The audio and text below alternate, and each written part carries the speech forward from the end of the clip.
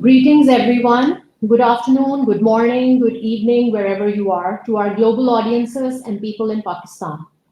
On behalf of Beacon House School System, the organizer of the School of Tomorrow events, I'd like to welcome you all to Beyond Towards Happier Futures, the 13th edition of SOT events, and it's fully virtual.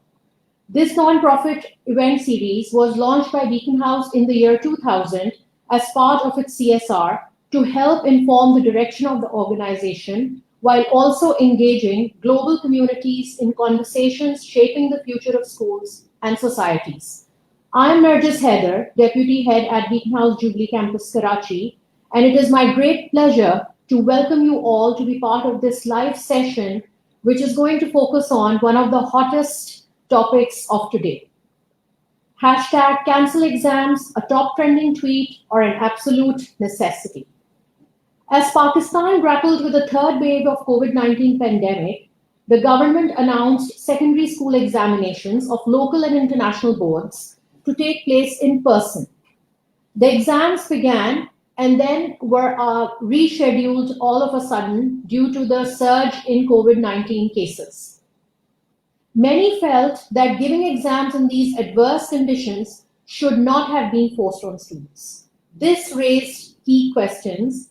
Should schools improve their validity and reliability checks rather than force students to sit for exams? Should the government prioritize validity, reliability, and learning losses at the cost of violation of the SOPs? So our student panelists today will talk about their own experiences because they are the key stakeholders of this entire situation. Let me introduce my panelists. We have Mustafa, a student of TNS Lahore, an incoming freshman at Cornell University, aiming to major in applied economics and management. He's passionate about environmental activism and bringing about sustainable changes. Mustafa is a student of IB Diploma Program. Then we have Omer Shamil from the Beacon House Margala campus, Islamabad. Omer is a student of A-levels and is an active debater. He's currently writing a book, and he's also a film and TV buff and enjoys discussions on the latest releases. Then we have Mariya, a student of O2 at the Beacon House Jubilee campus, Karachi. She has a deep passion for photography and visual arts. Her interest is film photography and sociology, which has motivated her to remain updated on current affairs and trends. And last but not the least, Arham Ahmed, who is an O3 student at Beacon House, Cambridge branch, Gulshan, Karachi. Other than his professional goal of becoming a cardiac surgeon, his interests also lie in the field of public speaking and career counseling. So let us begin our discussion by hearing from the students what they feel after this entire fiasco took place from last year to this year of giving the exams face-to-face and then the exams getting postponed. So let me ask Arham, and then I would like Omer and Mustafa to comment on this. How has the pandemic affected your preparation for external high-stake exams? This constant change and this current situation that you are in. So let's begin with Mustafa, then Arham, then Omer, then Mariya. Yes, Mustafa. Well, this whole COVID pandemic had a huge impact on my learning. There were so many disruptions to learning. There's no doubt that online lessons are way less engaging than in-person classes, and that really affected not just my motivation, but also the motivation of many of our teachers. It was also really hard to concentrate in our lessons, given that there were constantly disruptions to the learning routine. One day it'll be in-person learning, the other day it'll be virtual. And with all these factors in mind, our syllabus coverage was significantly impacted, and I ended up going in the examination room for some of my subjects knowing that I have either not completely covered the syllabus or have not covered it enough depth. So it definitely did have a big impact on my performance in my exams.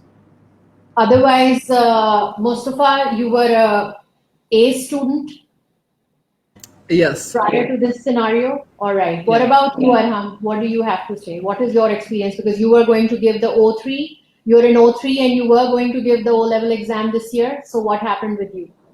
Yeah, we've been affected twice by this sudden decision making and this special skill of our Cambridge board, and also the government.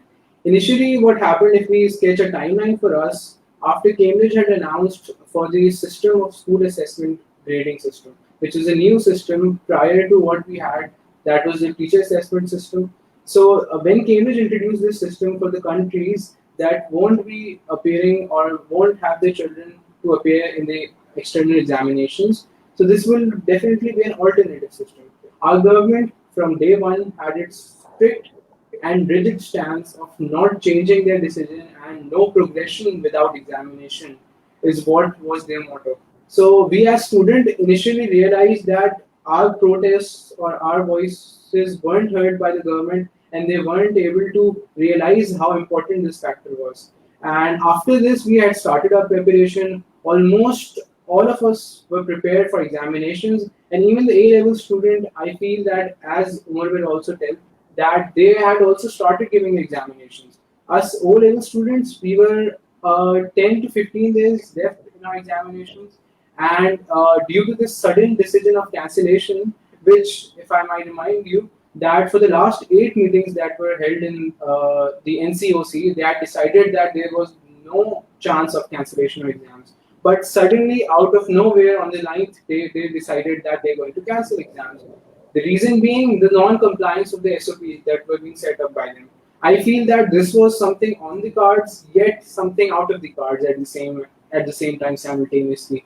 But it definitely impacted me and all of the students that are in my batch a lot, because we were now in a transitioning phase here. We had to go to our A levels and had to start at AS in the month of October, September, or October. So I feel here is what the severe sudden decision making jolted us basically, and there was severe loss of motivation, as Mustafa mentioned.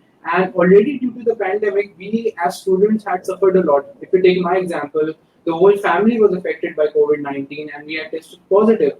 And I know how big of an issue it is to get yourself back up and reconcile and reconsider and have new timetables for yourself and focus on the learning methods for the future. So I think that the pandemic has already affected us, and these sudden decision changes and decision making has further elaborated that joltment and discouragement towards the students. All right. Yes, Omar. What did you experience? Because you are an AS student and you also faced an exam postponement or cancellation. What happened in your case? I mean, all I heard the whole year was authorities saying this is the new normal, this is a new thing, you have to get through it, you have to be resilient. While I saw them doing nothing, nothing was being done. Let's be honest here, they did absolutely nothing. The uncertainty was astounding.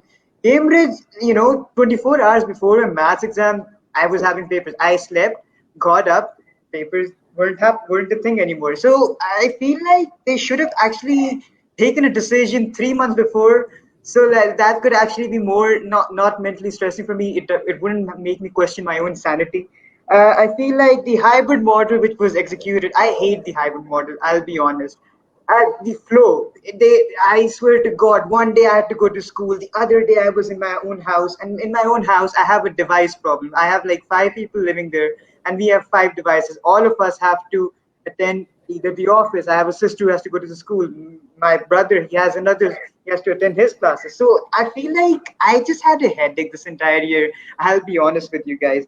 And the syllabus coverage, it was, in March, you were supposed to have our mocks, and like mocks is supposed to be the final thing you're supposed to do, right? After mocks, we had syllabus left. So like 2 weeks to Cambridge, and we still have a whole component of maths left. And I just didn't know what to do. I'll be honest, I just binge watched every murder documentary there was. This has been the most relaxing time there is. And yeah, that's where I am right now. All right. So that's, yes, I can understand and totally empathize what a challenge it's been. Mariya, you are a student of O2 and you were supposed to appear for Pakistan Studies and Islamiyat and Urdu this year. So what impact has this decision had on you? Because you're not yet moving to A levels, but you are moving to grade 11. So what kind of situation were you in? The announcement came as a very short notice on our part because we were 12 days from the first O-level examination. We were all prepared. Most of us were ready to give our examinations, but as soon as the postponement was announced, everyone panicked. Everyone was ready to cry and bawl their eyes out. I'd say that it really affected us in terms that the O2 students will now have to appear for their O2 examinations in the October-November session, while also preparing for their O3 examinations. This will definitely, in my opinion, as a lot of students I've seen have also stated, that the O3 examination preparation will be affected, and I'd say that we'll have to forego our O3 examinations for our O2 examinations to prepare for the October-November session. And with the reopening of schools that is coming soon, there's a high chance that the cases will go up, and there's very uncertainty level on whether or not the October-November session will also take place.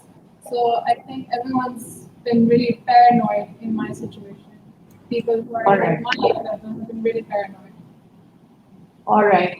So, Mustafa, you are an IBDP student. So was your situation the same as the Cambridge students, or was it different?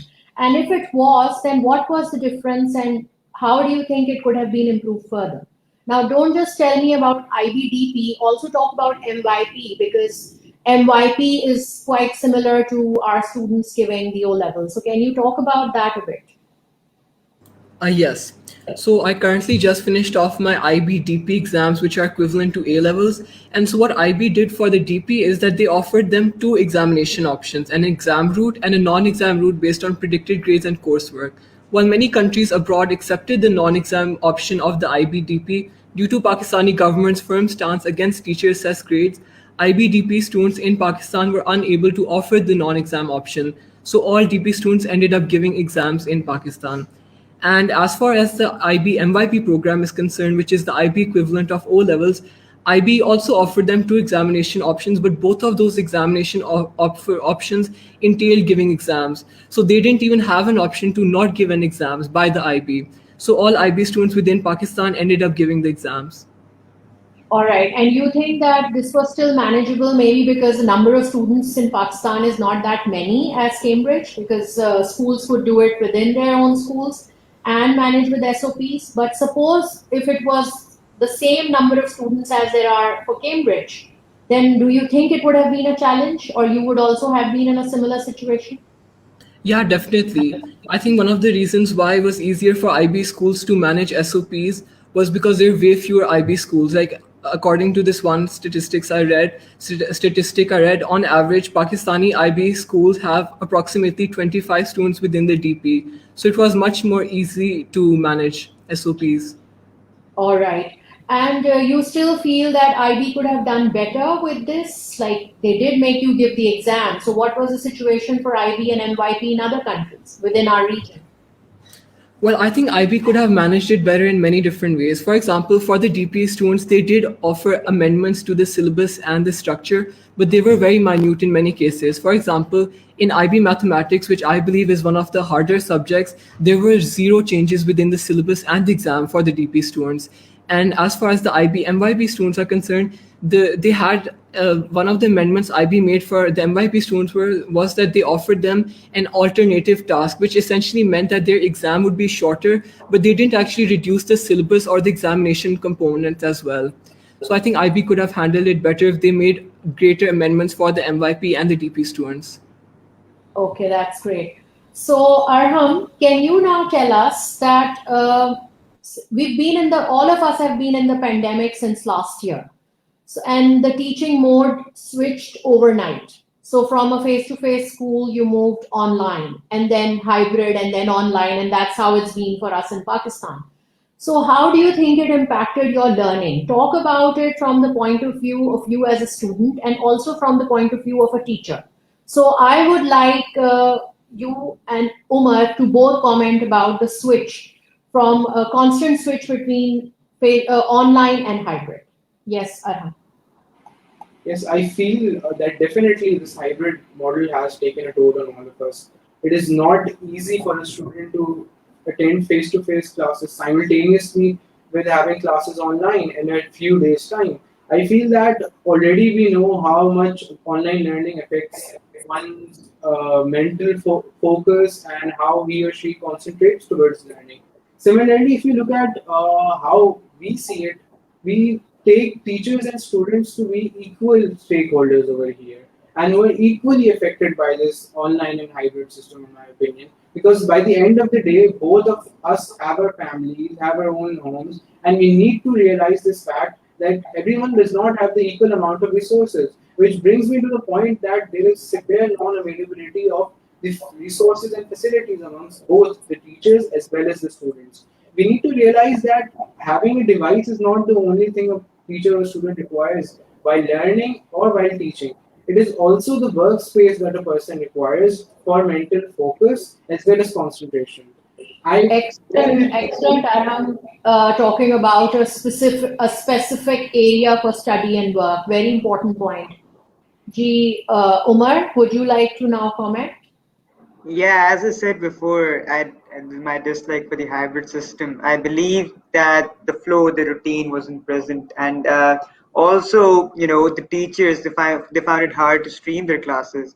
I think the teachers and the students they both learned the streaming platform better now as of like a year before. So like the teachers have learned now, but back then it was very hard. Coming on to the the device from the resources, and that was a problem for me, as I mentioned. Also, it was hard to actually focus for me because I am on a laptop all day, and I can just go on another tab, open Netflix, and watch something else. I just wasn't focusing. My focus on a physical class was greater than being online, and that was the sad reality which I had to go through. And yeah, I just couldn't focus. I mean, I should have, but I just didn't. And there was a pandemic, and there was online classes. It was just too much. So yeah, there was problems with the hybrid structure, and it wasn't hard. It was very hard, going to school one day and the next day you're actually in the house. You're studying the same thing online, and yeah, I just feel like one thing should be chosen and should be executed properly rather than just choosing the best of both worlds. I mean, that didn't work. It should work in theory, but it doesn't work practically. It's one of those things. Yeah, so these are my opinions. All right, Mariya, what was your experience of online learning and the hybrid model? I think there was a major gap in the learning as a lot of the teachers faced network issues, and then the other hand, the students were facing network issues. Some students were on 4G, the others were on 3G. There was a constant gap between the students and the teachers and how they could communicate. I'd also like to add that because of this vast miscommunication when it came to studying, a lot of the syllabus was missed out. A lot of the syllabus was actually covered by the students themselves alone, when it could have been taught better if there was a better solution when it came to online teaching. All right. So now I want you all to talk about online assessment. You all have gone through online assessment the whole of last year. So what has been your experience of online assessment? What are the benefits and what are the challenges that you faced at the receiving end and maybe the teachers faced at the end of administering it for you? Anyone can say it. I'm not going to select. From a student point of view, I appreciated the online examination bit. Let's be honest here. You could find some compromising information out there. It was very easy, I'll be honest. No, in all seriousness, I believe that for schools and for it being fair for everyone, I believe that it should be changed. It should be a little more challenging for the students. Let's say that. I'll just speak in innuendo and code now. But it was very easy to answer those questions, if you know what I mean. Uh, but I believe that you can change that. You can make it fair for everyone by having more questions, by making the questions more harder, by making it more conceptual for everyone, and that is the way it can be done. But it can't be from a past paper from the 1999 where I can open the marking scheme and copy it. I just said that, but it shouldn't be that way. That's my point. It should be more conceptual. That is why I believe that the online examination system is flawed. It should be either a research paper, a portfolio, your attendance, or an interview, or like a talk. Like, that is more conceptual, and that is the real way to know if you actually know about the thing or not. Not a piece of paper where I can just copy it from the other tab. Just. All right. Thank you very much for that insight, Omer. Yes, Mustafa, Arham, and Mariya, do you have anything to say on this? In what ways do you think you could have been assessed better if not the standard online test, which was simply conversion of a paper test to an online test, as Omer has pointed out? So what could have been done? Yeah, I definitely agree with Omer. I think instead of giving us past papers, which, let's be honest, students could easily just look up online and find the answers to, schools should have focused more on giving students critical thinking based questions, which you can't find the answers easily to online, or just tasks in general, like making a portfolio or writing a research paper, etc. Something out of the ordinary, something which isn't just copy pasting past paper questions.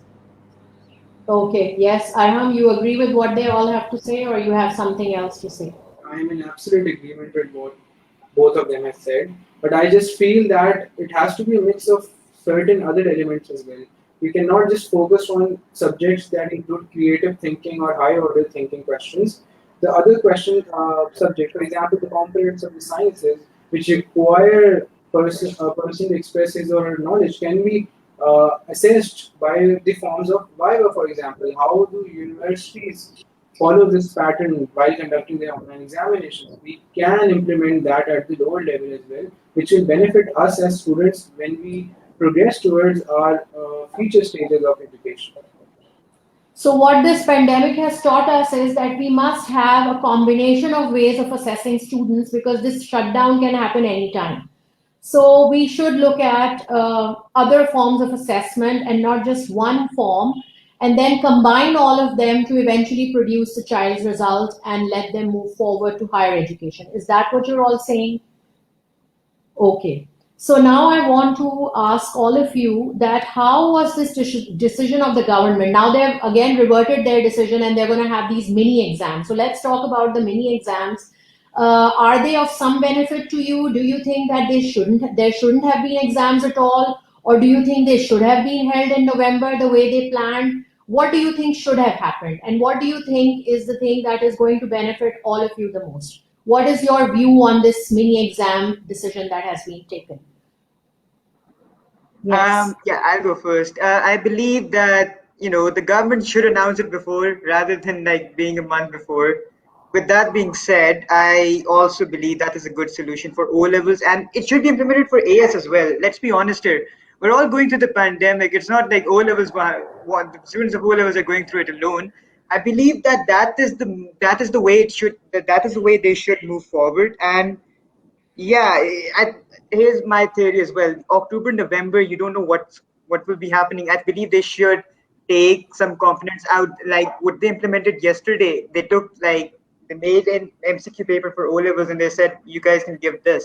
I believe that is the thinking we need, and we needed this 6 months before. But I mean, I'm happy with it now. They're thinking like us, and they should implement it for everyone, and that's about it. Okay, that's great. So I just want to ask all of you that if you were given a chance to decide, should you give exams or should you not give exams, what would you have chosen? Honestly, I'd say no examinations, because let's face it, we haven't learned much. We have a big gap when it came to learning with online examinations, and as I'd say Omer has stated that the hybrid model was not really effective. It was a way of learning and then no learning and then learning, so it was very confusing. I'd say school assessed grades or different alternatives would be a better solution rather than standardized tests. Okay, so I'm going to now come to a very important question. How do you think higher education institutions have prepared for students coming through a pandemic, coming through a limited assessment to these universities and colleges? So, Mustafa, would you like to talk about the university where you are opting to go and where you've been accepted? And then I would like to know from each of you, wherever you are planning to join, have they prepared, have universities in Pakistan prepared for receiving the students this way? So let's start with Mustafa and then somebody else can comment. Yes, Mustafa. Well, many universities around the world have increased their flexibility towards college applications in general. One of the best examples of that is that in America, the SAT is a standardized test which was, traditionally always such an important part of the college application. But this year, due to the immense loss of learning and the fact that there have been so many test centers for SAT were shut down, many universities across America have shifted to a policy which is either optional or SAT blind. My university, for example, didn't even require me to need an SAT score. I didn't even send one. And so in general, they're becoming increasingly flexible with even the offers of admission. UK universities, which tend to have conditional offers, they're lowering the requirement of their conditions as well.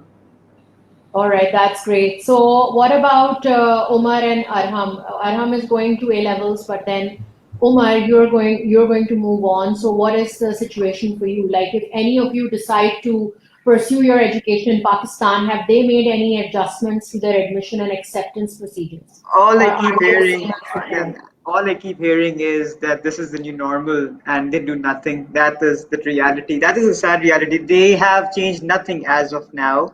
They have the same entry test in Pakistan. Locally, I'm talking about. They have the same local exams. You have entry test you have to give and you have to get in. That should change, yes, but they just went played it on a chance that the pandemic will be over and everything. Turns out it didn't. I believe that the international universities, they played it best, as Mustafa said. They made SAT optional. They made their requirements more essay based. They made it supplement based, and they lowered their conditional statement requirements and stuff. So I believe that is the method Pakistani university should take as well. I shouldn't have to go to Lahore in the middle of March to actually give a NUMS entry test. I should, there should be other ways. They should make it easier. They should facilitate me. And, then I shouldn't have to go to Karachi for IB to give their entry test as well. They should come up with new ideas. That's all I'm saying. Just sit down, have a meeting, and just come up with more ideas and make it easier for me. That's All all I right. want. So I'm going to pick up your point, Umar, and ask all of you, who do you think should come up with this? Should the government come up with this on their own? Should the boards come up with this on their own? Who should be deciding what happens with you all? Um, you know, like the university should also care, and so should the governments. I believe they don't care because there are no student unions and there is no voice on the other side because they've suppressed it.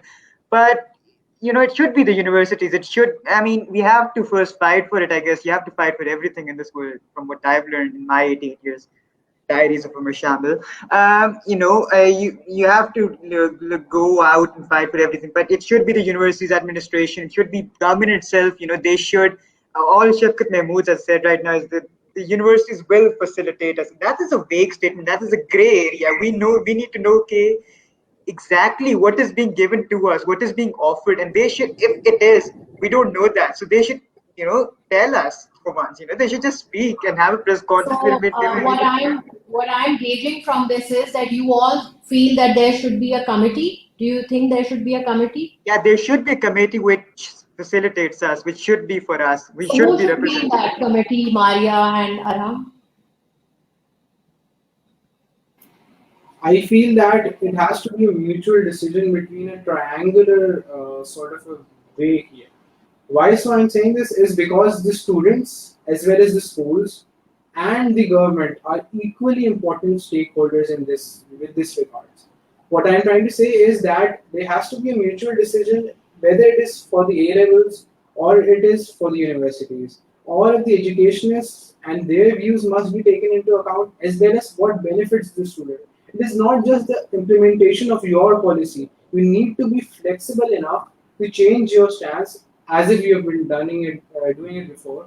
But you need to change your stance in a way that it benefits the student of the country, not just your own policy making skills and your decisions. I feel that is something where the government and the boards together have lacked in the earlier days, and I do not see them working on it further as well.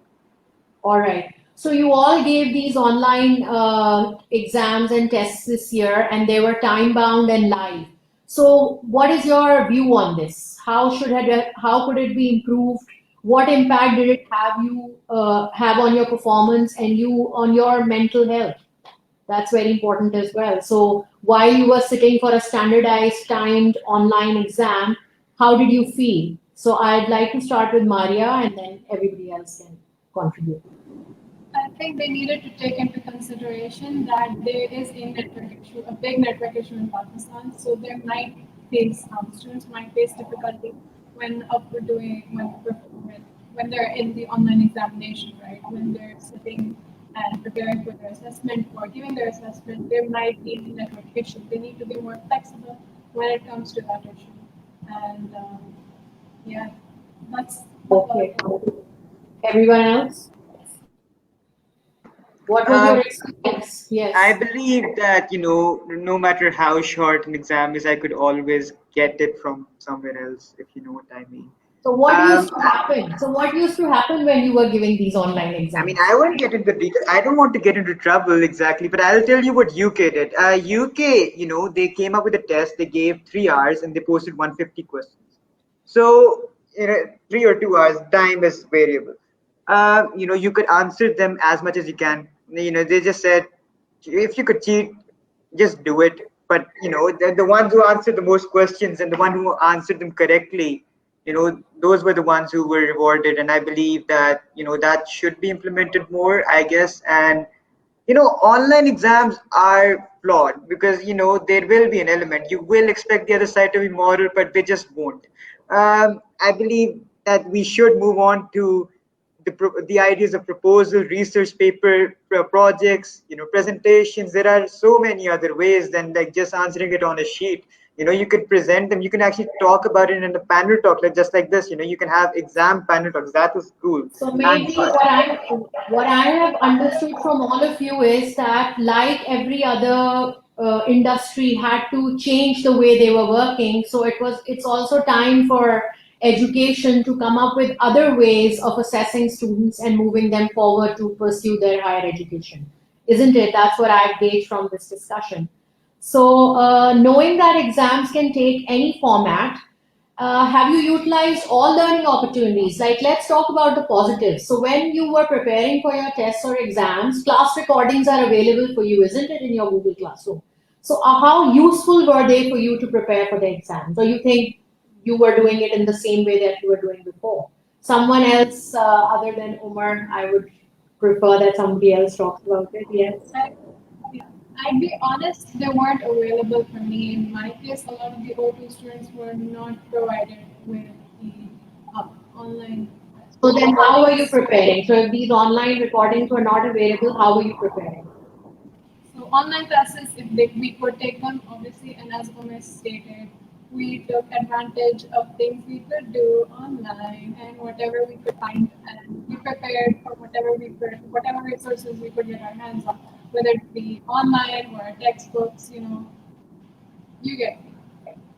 All right. So you all still feel that, so what is your suggestion? How should we move forward with this? Because still now, to date, there is no vaccination being administered for people under 18 in Pakistan, and there's no announcement as yet as to when that is going to be administered.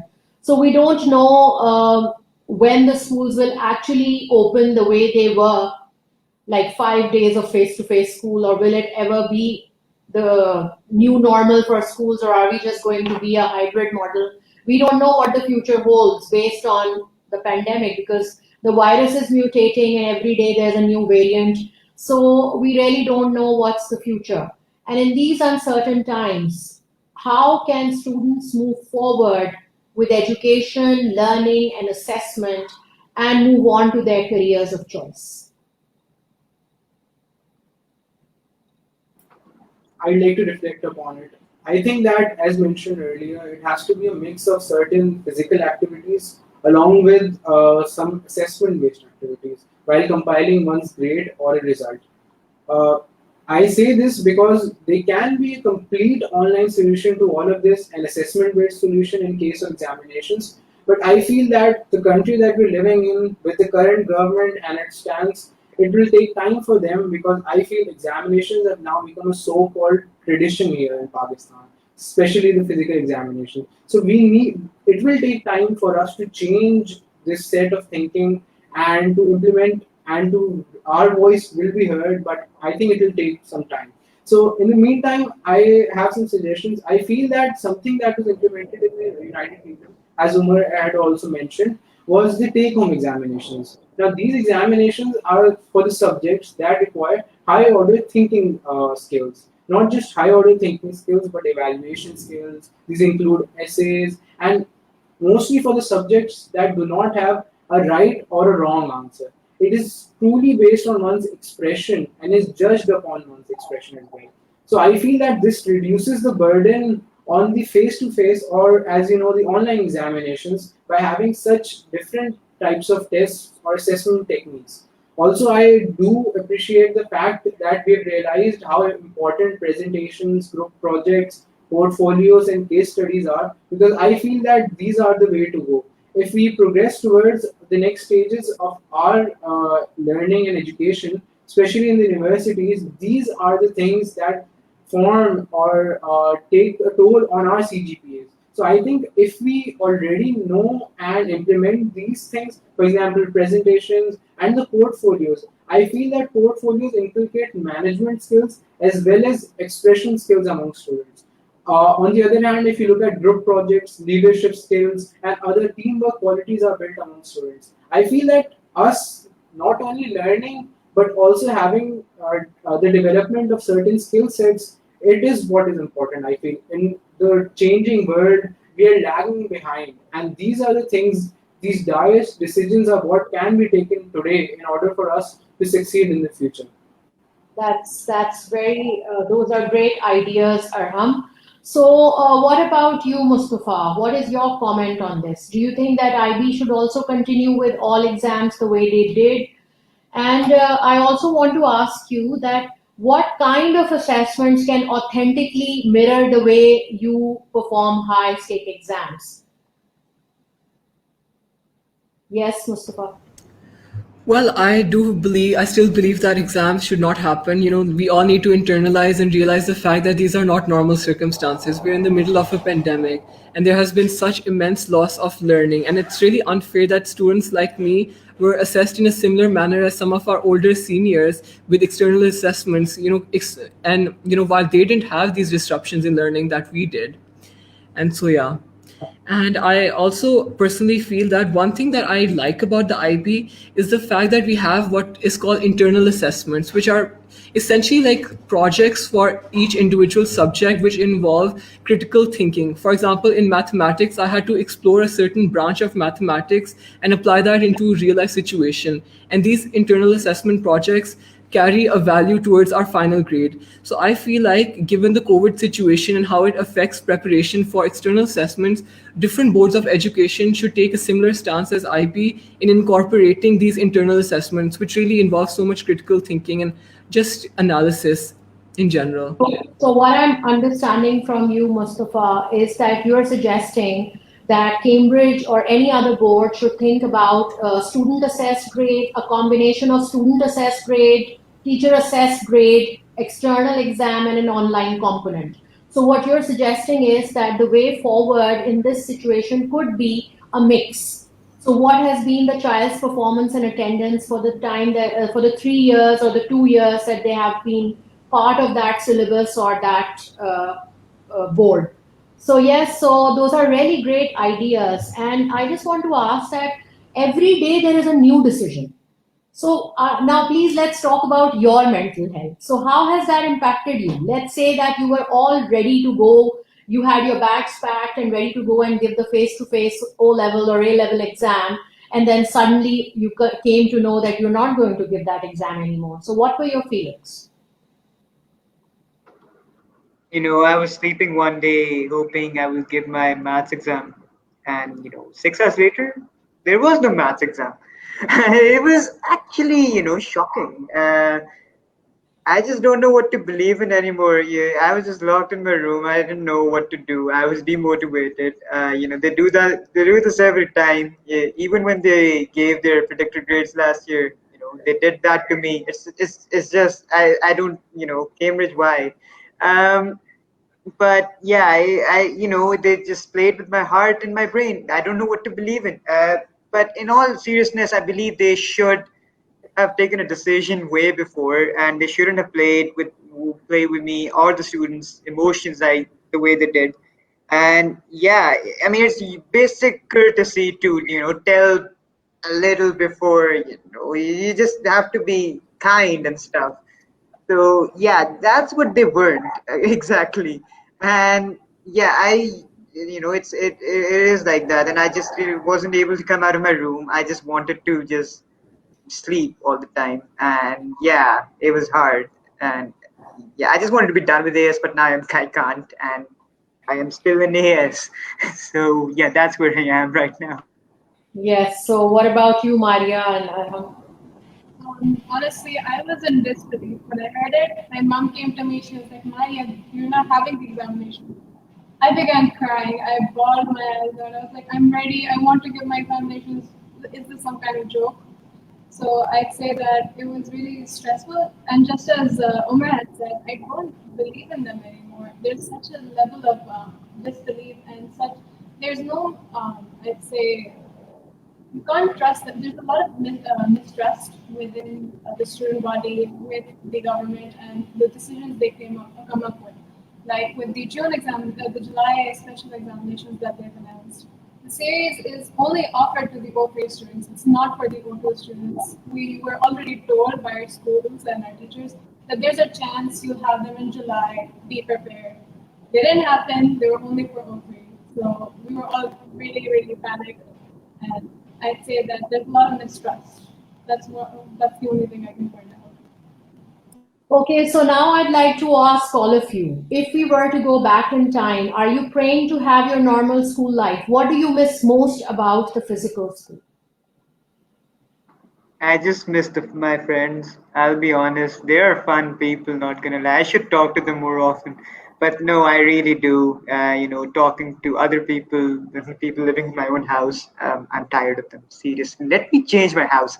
But I just miss my friends. And that's the part of the school I miss most. Hanging out with friends, being in classes with them, being around with them. And yeah. So, right now your learning is isolated. You're in front of a screen and that's how you're learning. But so maybe what you're trying to say is you miss that teamwork that you did in a class. Yeah, What about you? gang and everything in Yeah, what cafes. about you, Arham, Mustafa, and Mariya? If we were to go back in time, if all of us got vaccinated and things got back to normal, so what's the first thing that you're going to do when you go back into school? Just If I may answer. Yes, Mustafa, then Arham, then Mariya. School is not just about assimilating knowledge. You can do that on YouTube as well. High school is about the experience. You get to meet your friends, your teachers, interacting with them. So that's the thing I would look forward to the most. Just that stuff. And like my seniors from different years had so many class trips. My immediate seniors had like 5 school trips, and we got 0 trips because of the COVID situation. So these are so many experiences that we could have had, but we just missed because we had our majority of our high school within our home. All right. Yes, Arham. Firstly, all of us wish that things go back to normal and we are able to attend our classes physically in our campuses.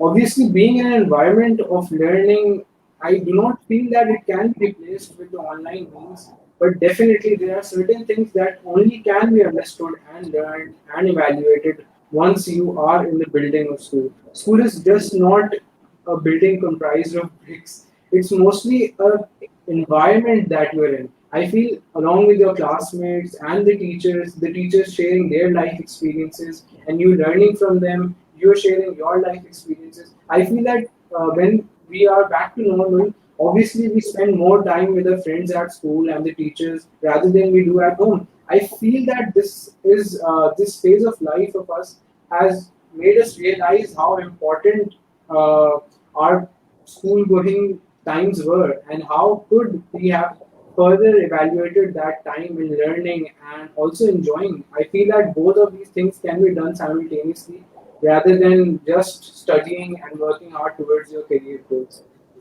So, what you're trying to say is there's lots of other things happening in school as well, competitions, clubs and societies, field trips, like Mustafa pointed out. So they all contribute to your overall academic performance in the end and all the skills that you develop. So, Mariya, what were you telling us about what you miss most about school? I was going to say the same thing as Omer had stated about friends, and one-on-one teaching is a better approach to learning, because when you're online, you ask questions, the teacher doesn't see them, and then you're left with questions in your head that you can't answer. And even if you find them online, it's not the same thing. I'd say another thing that I missed out on was my farewell. I was supposed to have my farewell this year for O2, and I was really, really excited about that. I was excited about other things, just as Mustafa stated, the field trips and everything. I couldn't have them, and that really, I'd say, took a toll on my mental health, because I'd say that all of these activities really help with the mental environment you have during your school years. It really helps with how you're dealing with your education and your examination. So, are you now hoping to move on to higher education in its full physical form, like all the university students and college students who got admission last year during the pandemic are still online? They haven't yet gone back to campus. So, do you see that as your future, or do you pray that you go back to being in the actual university and college buildings when you do go there? The actual thing, the thing we were promised about. Yeah, I want that. It's just the experience you pay for. You being in a university, meeting your people, having the experience, going through the competitions and everything. College and universities are an experience, and I feel like they're just taking the bad parts and they gave that to us, and the good parts they just took it out. It doesn't matter.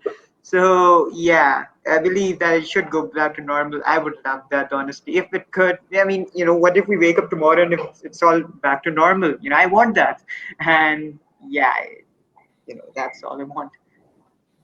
So now that the government has done some favor to the students and brought what has between Cambridge and government, they've decided to reduce the duration and the number of exams that you're going to give. Like if you had paper 1 and paper 2, you have lesser exams to give, lesser learning outcomes that are going to be assessed. So do you think it's going to benefit you now more than their previous decisions of having the exams in November? I feel that we need to look at certain aspects of this decision before concluding ourselves here, because we as students, specifically I talk about the O3 students because this current decision is specified towards our grade 11 O3 students. So we have been preparing for our examinations, these external high-stake examinations for the past 3 years, and we have not been doing them for just the 5 subjects. Although Cambridge has offered a set of 9 subjects for the O levels and 6 subjects for IGCSE students, but the additional subjects are what remain still. And I feel that more updates from Cambridge are there, and we need to wait for them. But initially, what we have seen and what the student body feels here is that, as Cambridge has announced that they're going to be judging us only based on the MCQ examination or the paper one is known most commonly as. So we as students now realize how are Cambridge going to judge our 3-year performance and how we studied so far just based on a few MCQs. A bad day could lead to a bad grade. A bad hour in this case could lead to a bad grade. Why aren't they considering the fact that we had a safer alternative, considering all the components, all the results at the high stake examination level that we gave in our mocks or in the prelims? I feel that this is where they've made a blunder, in my opinion. Although it is positive that they have offered us a new alternative exam series, but I feel that the cons and the negative impacts of it are much greater than the positive ones. All right, that's an interesting insight. So I'd like, as we're about to wrap up this discussion, I'd like all of you to give us one final message as a student to whoever you want to give this message to. Can be your schools, can be the government, can be your friends, universities. What is the final thing you want to tell us today? Nothing? Any of you can say. I'd Yes. like to add something to it. I feel that now is the time that we need to realize that how bad postponement of examinations have affected us students. And this is a request towards the government as well as all of the boards that we do not need any more postponements. You need to implement your decisions if you made them. Either go for physical examination, risk our lives, and we get through with it. Not having a complete decision and delaying it for further, announcing new dates, new examination series, not knowing what the COVID situation is going to be, then I feel that we need to get rid of this now, and we need a solid stance towards our future and how we are going to deal about this situation. All right. Final words from you, Mariya. I think I'd like to suggest the government and the Board of Education to take into consideration that students should be consulted about the decisions they're taking for them. You can't just take decisions and be like, yeah, we're postponing the examinations, that's what's happening. You need to consult the schools, you need to consult the students so that the best interest is taken into consideration. You can't just go along with, we think this is right for you. You don't know what's right, we know what's right. I think that's a very, I don't think that's the best way to go with things. Yes, Omar. Yeah, to whoever's listening, my hero, I believe that you should just come out here and let me adore you and just come up with a decision so I can follow you. Just make it better for me and just make everything go normal. Answer all the uncertainties in my mind, in everyone's mind, and just solve all the problems. Represent us. I mean, I thought that being older meant being wise and solving stuff for like the younger generation and stuff and that sort of stuff. So far I haven't met any such adults. So please, someone just help me. And yeah, also get me an admission to a good Ivy college. That is all I want. Thank you. Yes, Mustafa. Yeah, my last words would be one that the government of Pakistan should definitely be way less rigid and not so against teacher assessed grades. Like if so many countries across the world can take decisive action in cancelling exams and switching to teacher assessed grades, why can't our government do it? What's wrong here? Let's all remember the fact that we're in a pandemic and this whole situation was so stressful for all of us. I've had so many relatives who've been through COVID-19 and had, went through so much hell. And so, government should have taken and should take decisive action in cancelling exams and switching to teacher assessed grades. And, if exams do happen, boards of education need to be active in making significant amendments to the structure of exams and the syllabus of the exams. I mentioned earlier that IB did make amendments, but they were barely enough. So I think different boards of education, such as the IP and the Cambridge, should make significant amendments and changes. And and I feel based on your discussion, I feel that the most important point that you all have brought to the fore today is formation of a committee that comprises of students, teachers, school leaders, government officials, board officials, and then some decision should be taken. This is high time that such committees are formed so that this is not repeated, the kind of stress that all of you have mentioned that you have gone through. And you all, like Arham said, that I'm willing to risk my life, I just want to be over with the exam. So I really think that that's the kind of stage that your mind has reached, that you just want to be over with it. So let's conclude our discussion of today. As you all have suggested, that all stakeholders should be taken on board and a committee should be made to address the issue of assessment and exam and moving all of you forward to higher education universities. Also, like Mustafa already pointed out, that foreign universities have already made amendments to the issue, to taking in students during the pandemic by relaxing their admission and entry requirements. And the fact that some universities have also prepared bridging semesters for students to help them bridge the learning gap between high school and college and university. So some universities have already prepared for it. Yes, Omer, you want to say something? So yeah, that is my point as well. There should be some change brought to us to help us, and there should be a committee formed for us. And Anything? None of you spoke about the syllabus. Do you think it should remain the same now, or do you think no, it that should definitely be reduced. I mean, the government, here's the unfair bit for us. The government reduced matric syllabus by 50%. They didn't do anything to help us. They didn't even request Cambridge to do something. Just do something. Just let me see that you're actually doing something, and I would be satisfied. They definitely should. It should, if this is the new normal, then things should adjust according to it as well. You can cover the core subjects, the core things about the subject, and you can go from there. And you can't go more in depth. You can't just act as if it's all good and normal. Where in a pandemic you have to adjust, you have to change stuff. So yeah, that is how it should be done, and it should be, and you should just do something, guys. Please help us.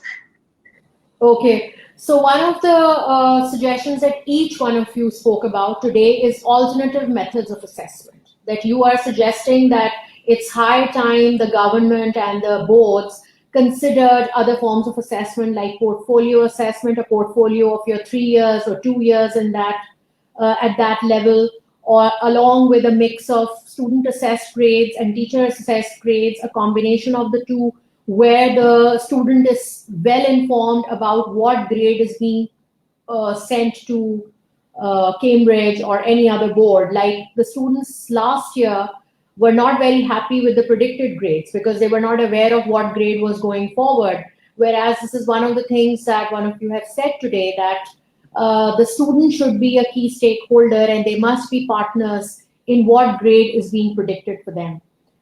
And then a very, very important thing where your mental health could have been saved is timely decisions. All organizations had a whole year to plan, but I assume they thought that now everybody would be vaccinated and there wouldn't be any more variants. And that's where it all went wrong, because they didn't prepare that this pandemic was going to extend to this level and new variants would come in and the vaccine supply would also be affected. Yesterday, in one of the discussions yesterday, the issue of vaccine supply is also directly related to all of us going back to normal.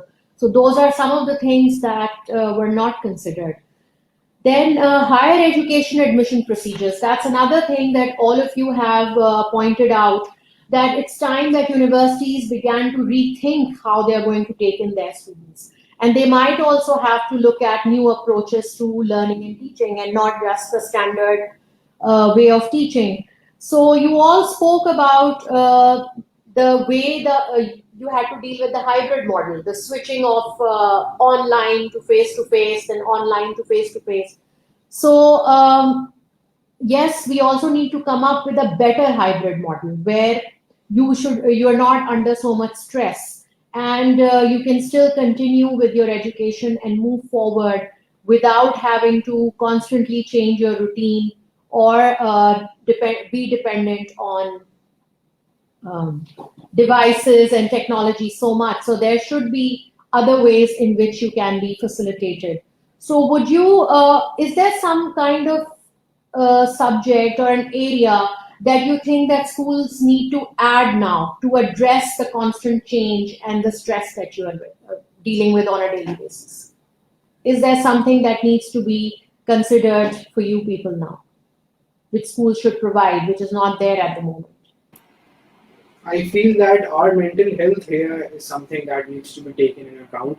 Although we do have career counselors at our schools, and I feel that this needs to be added to the school's repo. I feel that they need to deal with the students' mental issues. I know even if we go back to normal, this pandemic will certainly have long-lasting effects on, if not all of us, then most of us. And I feel that going forward, if we look at those issues and we deal with them in a timely manner with you can say that constant consultation with the professionals, I feel that we can certainly go out of this and get through with this with professionality, as well as getting through with this in time with all of our Thank health. you. Yes, thank you very much, Arham, for this insight. Thank you, all of you students. Thank you, Beacon House. Thank you, SOT Events, for highlighting this core issue and bringing it forward for all of us and to understand the psychological impact of this pandemic and exams on all of you. Thank you very much.